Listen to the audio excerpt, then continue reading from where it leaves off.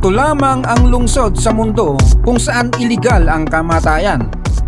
Dahil sa sobrang lamig ay hindi nabubulok ang anumang bangkay dito na baka pagsimulan pa ng sakit. May maliit naman silang sementeryo, ngunit sa loob nga ng 80 years ay walang naitalang libing dito. Ang tanging paraan para mailibing ay ang i-cremate muna, pero dadaan ka muna sa butas ng karayom sa haba ng proseso. Pwede kang tumira dito pero bawal kang magkaanak, at may mga Pinoy na rin na nagtatrabaho dito na higit sa 100. Kahit saan talaga may Pinoy, kung sakaling mabuntis ka nga dito ay kailangan mo nang lumayas dahil labag sa batas ang magkaroon ng sanggol sa lugar na ito. Kailangan mo munang bumiyahe sa mainland Norway at doon manganak. May isang ospital pero dito wala silang maternity ward.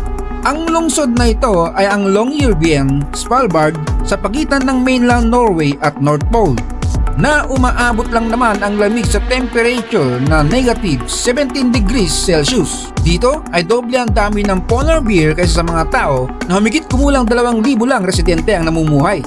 Kaya illegal din na gumala dito na wala kang dalang baril dahil baka mapulutan ka ng mga polar bear sa dami nila. Wala ring mga pabrika, kaya lahat ng kailangan mo mula sa pagkain hanggang sa simpleng tornilyo ay kailangang i-import, kaya mahal ang bilihin sa lugar. Hindi rin option ang pagsasaka o pagtatanim dahil sa malupit na klima dito. Sa tag-araw ay umuulan ng snow at hindi lubulubog ang araw.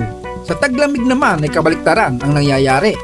Ang kadiliman ay tumatagal ng 24 oras sa isang araw, at pagsapit ng tanghali, ang kalangitan ay puno ng mga bituin. Imagine pang araw ka sa trabaho mo pero madilim.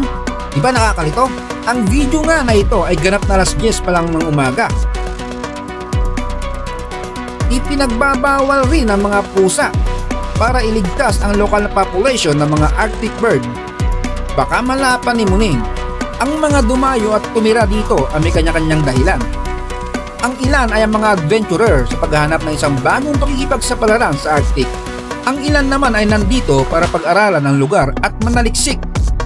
At ang iba ay mga normal pamilya na gusto mamuhay ng isang ordinaryong buhay sa lugar na hindi pangkaraniwan. Ang lahat ay maaaring manirahan at magtrabaho dito nang walang katiyakan anuman ang bansa ang pinanggalingan. Tulad nating mga Pinoy na di man kasama sa non-treaty ay binibigyan ng pantay na karapatan na manirahan at magtrabaho bilang mamamayang Norweyan. Ang pangunahing trabaho dito ay coal mining at may average monthly salary na $3,000. Nai-imagine mo bang nakatira dito? Sundan mo ako sa Facebook, paki-like, share at mag-subscribe sa aking YouTube channel. Hanggang sa muling paglalakbay.